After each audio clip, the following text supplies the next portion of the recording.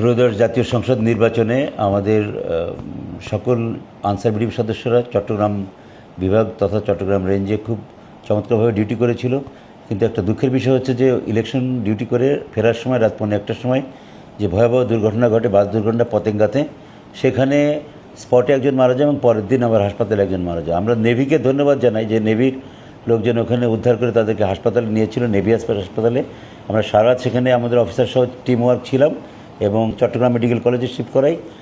Chittagong medical কলেজে থেকে একটা অংশ সিএমএইচে শিফট করাই এবং আমি আর্মিকেও ধন্যবাদ দিই যে সিএমএইচে ওনারা খুব চমৎকার চিকিৎসা দিয়েছেন এবং সেখান থেকে আমাদের ওরা মুক্ত হয়েছে।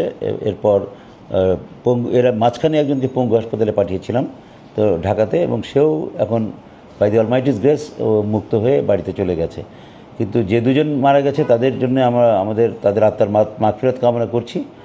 আর হলো ওই যে ইতিমধ্যেই তাদের পরিবারের কল্যাণার্থে সরকারিভাবে এবং আনসার হেডকোয়ার্টার থেকে এবং নির্বাচন কমিশন থেকে তাদের জন্য প্রদেয় যা মানে অর্থ তাদের পরিবারের জন্য আর্থিক সাহায্য হয় সেটার জন্য আমরা এখান থেকে এবং আমাদের সদর দপ্তর থেকে প্রয়োজনীয় পদক্ষেপ গ্রহণ করা হয়েছে।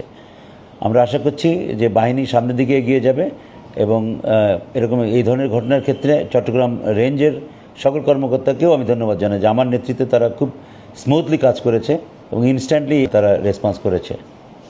ধন্যবাদ।